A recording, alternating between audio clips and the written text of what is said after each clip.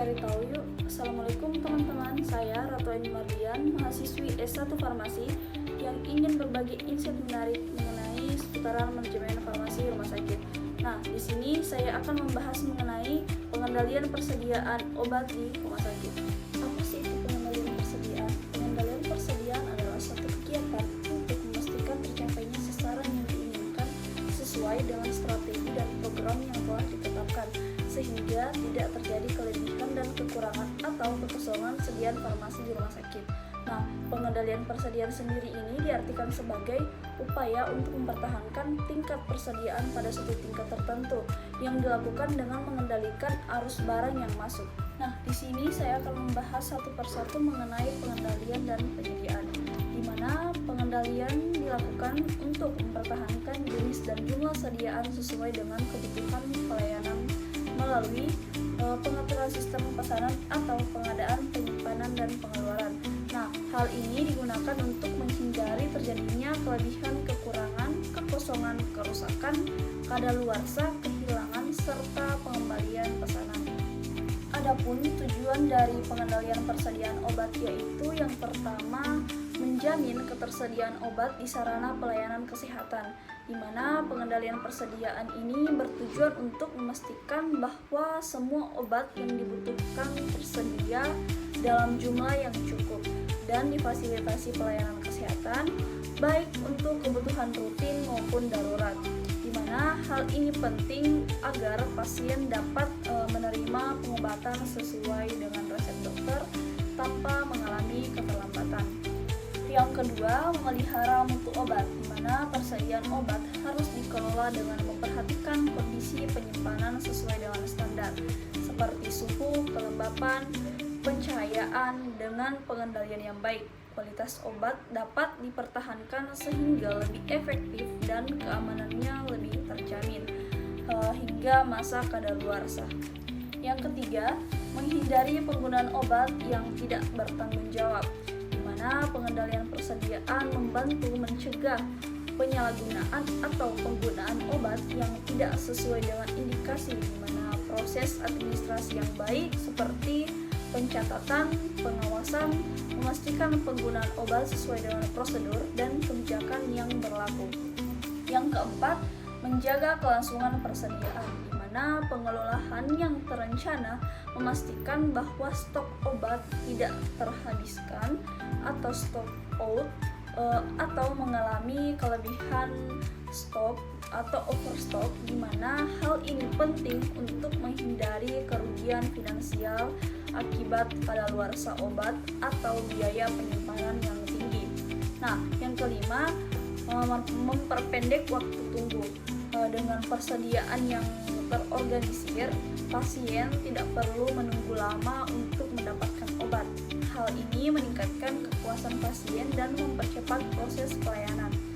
Nah, yang keenam, memudahkan pencarian dan pengawasan, di mana pengendalian persediaan yang terstruktur seperti pengelompokan obat berdasarkan dengan jenis, kategori, abjad, mempermudah pencarian obat saat dibutuhkan.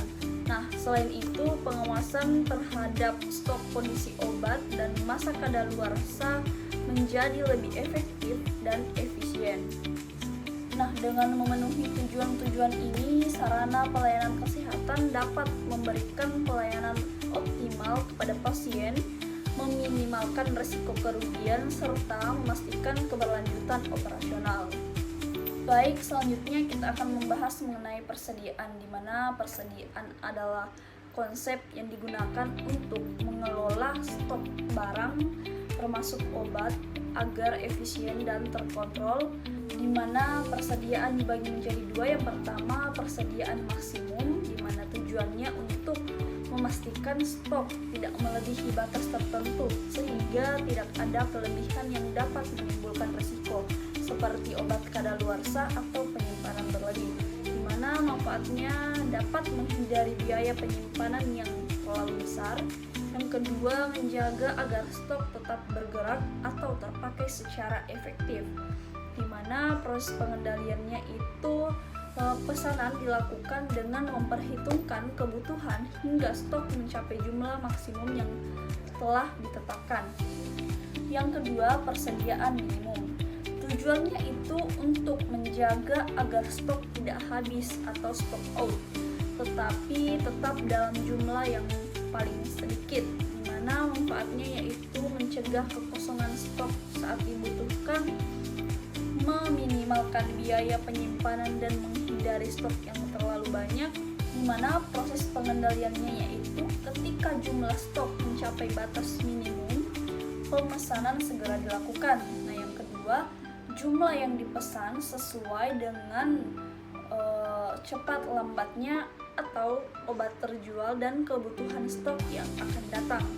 Nah, dengan menggunakan persediaan maksimum dan minimum ini, fasilitas kesehatan dapat menjaga keseimbangan antara kebutuhan stok dengan biaya penyimpanan dan risiko kekosongan barang. Oke, selanjutnya saya akan membahas salah satu elemen penting dalam perencanaan obat, yaitu persediaan pengamanan atau safety stock. Nah, apa sih itu safety stock? Kenapa penting dan bagaimana cara menentukan biar pas? Mari kita bahas sama-sama. Nah, safety stock itu semacam stok cadangan yang disiapkan untuk mengantisipasi jikalau ada lonjakan kebutuhan obat atau keterlambatan pengiriman, di mana berikut merupakan beberapa langkah untuk menentukan safety stock yang pas. Nah, yang pertama, analisis data pemakaian obat, di mana dilihat data pemakaian obat dalam periode tertentu, biasanya 3-6 bulan terakhir untuk melihat pola kebutuhan. Nah, yang kedua, variasi penggunaan obat. Apakah kebutuhan obat itu stabil atau sering berfluktuasi?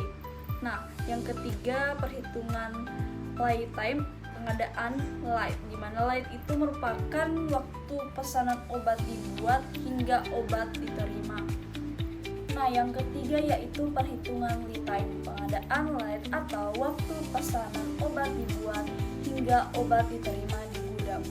Kalau pengirimannya membutuhkan waktu yang lama, safety stoknya harus lebih besar.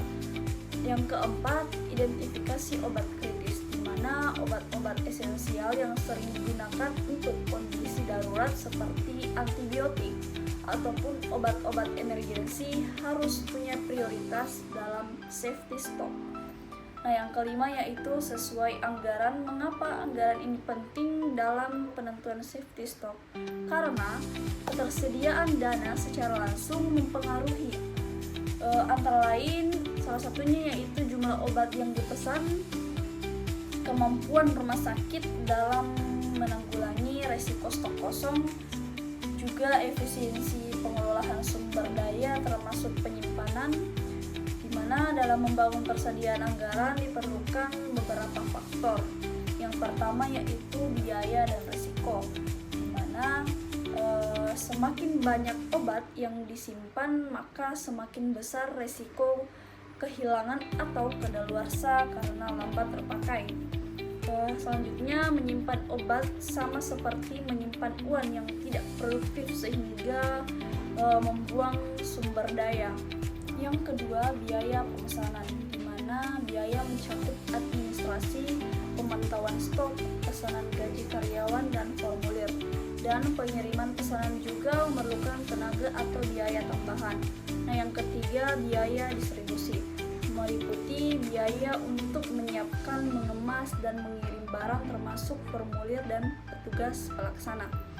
Nah, yang keempat, biaya pemeliharaan, di mana gudang dan fasilitasnya membutuhkan perawatan yang memakai biaya, di mana semakin besar stok maka semakin tinggi biaya pemeliharaan, tetapi biaya pemesanan dan distribusi bisa lebih kecil.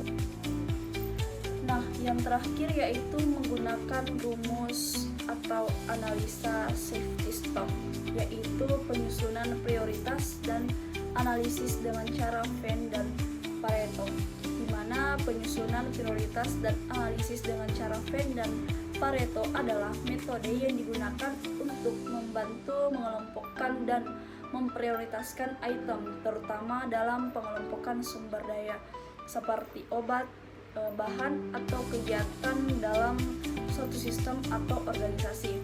Baik, itulah yang dapat saya sampaikan. Lebih dan kurangnya mohon